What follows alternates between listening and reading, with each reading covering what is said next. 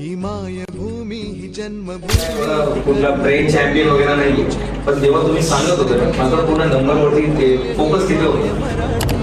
कुठला तरी लेखकचा वाढदिवस त्या राज्यभाषा म्हणून साजरा केला जातो. हिंदी दिवस साजरा केला जात नाही, फक्त आपल्या महाराष्ट्रामध्ये तुम्हाला महाराष्ट्र कसं लिहितात महाराष्ट्र